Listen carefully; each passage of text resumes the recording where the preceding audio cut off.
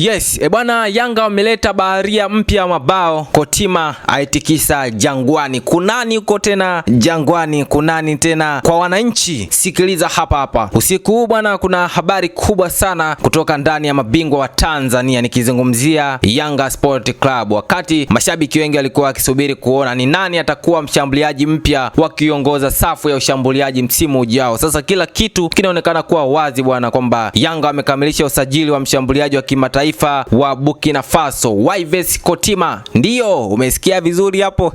Ama niongeze sauti. Mshambuliaji huyo bwana mwenye umri wa miaka 27 ambaye alikuwa akiitumikia Police FC ya Kenya amejiunga rasmi na wananchi kwa mkataba wa miaka 2 baada ya makubaliano yote kukamilika. Kinachofanya usajili huu uzue mjadala mkubwa ni takwimu za mchezaji huyo. Kotima alijiunga na Police FC mwezi Januari mwaka huu, lakini ndani ya muda mfupi kabisa ameonyesha uwezo mkubwa wa kufumania nyavu na kufanikiwa kufunga mabao 10 katika ligi kuu ya Kenya. Mabao 10 ndani ya nusu msimu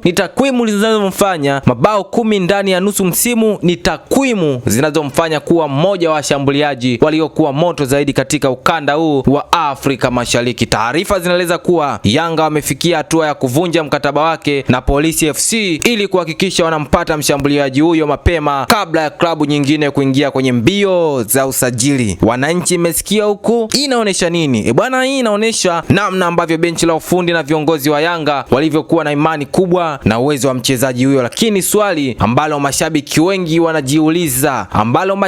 wengi wanauliza ni moja tu. Je, Yves Kotima ndiyo suluhisho la tatizo la mabao ambalo Yanga imekuwa ikitafuta? Je, ndiyo mshambuliaji ambaye atakuja kuifanya safu ya ushambuliaji ya wananchi kuwa ya kutisha zaidi katika mashindano ya ndani pamoja na kimataifa? Tukumbuke Young Africans inaye Prince Mpumelelo Dube, raia kutoka Zimbabwe ambaye pia anacheza kama namba 9. Lakini pia ikumbuke kuwa Young Africans inaye Mwanengo ambaye ni mzawa kutokea hapa Tanzania, naye amekuwa akikiwasha zaidi. Je, Yves Kotima, kitu kimoja ambacho hakina ubishi ni kwamba Yanga ameongeza nguvu mpya kwenye eneo muhimu sana la kikosi chao. Mchezaji mwenye uzoefu, mchezaji mwenye nguvu, mchezaji mwenye uwezo wa kufunga na ambaye bado ana njaa ya mafanikio, na ndio maana taarifa za ndani zinaendelea kusisitiza jambo ni moja tu.